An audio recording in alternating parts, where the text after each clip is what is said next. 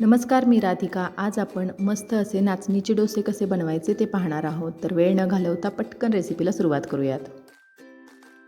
नाचणीचे डोसे बनवण्यासाठी आपल्याला 1 कप नाचणीचे पीठ आणि अर्धा कप तांदळाचं पीठ लागणार आहे. नाचणीचे पीठ आणि तांदळाचे पीठ आपल्याला एकत्र भिजवून घ्यायचे आहेत.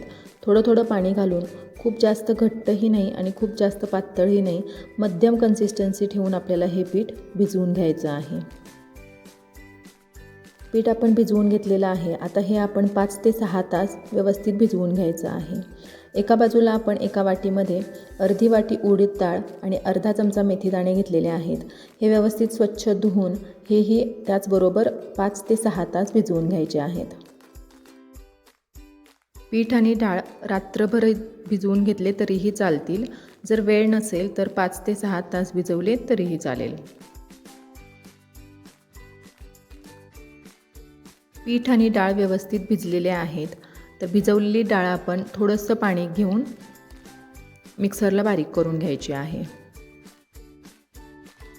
उडीद डाळ बारीक करताना आपण इथं जास्त पाणी वापरलेलं नाही आहे.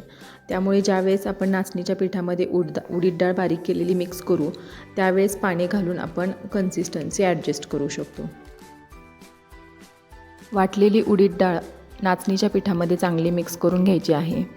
चवीनुसार मीठ टाकायचे, परत एकदा चांगलं मिक्स करून घ्यायचे आणि हे पीठ 10 मिनिटासाठी झाकून ठेवायचं आहे.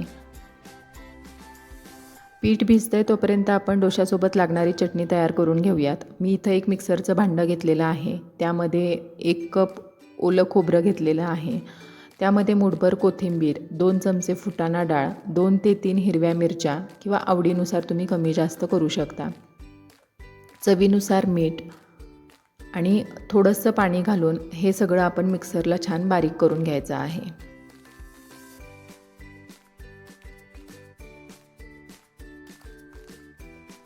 चटणी मिक्सरला आपण वाटून घेतलेली आहे. आता त्यावरती तेल, जिरं, मोहरी, कढीपत्ता याचा तडका टाकायचा आहे आणि मिक्स करून घ्यायचं आहे. आपली चटणी जी आहे ती तयार झालेली आहे. डोसे बनवण्यासाठी मी इथं पॅन गरम करून घेतलेला आहे.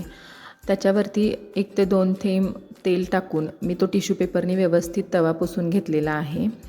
आणि आता त्याच्यावरती थोडंसं बॅटर घेऊन आपण जो नॉर्मल डोसा करतो तसा डोसा करून घ्यायचा आहे. डोसा घालून झाला की वरून तुम्ही तेल किंवा तूप लावू शकता. हा डोसा मीडियम टू लो फ्लेमवरती चांगला दोनही बाजूंनी भाजून घ्यायचा आहे. जर डोसा व्यवस्थित भाजला गेला नाही तर तो कचकच करू शकतो. त्यामुळे लो टू मीडियम फ्लेमवरती व्यवस्थित छान डोसा भाजून घ्यायचा आहे. पौष्टिक असा डोसा आपला बनवून इथं तयार झालेला आहे. नारळाच्या चटणीसोबत तुम्ही सर्व करू शकता. रेसिपी नक्की ट्राय करा. आवडल्यास लाईक, शेअर, सबस्क्राईब करा. पुन्हा एकदा भेटूया अशाच एका छानशा रेसिपीसोबत. तोपर्यंत धन्यवाद.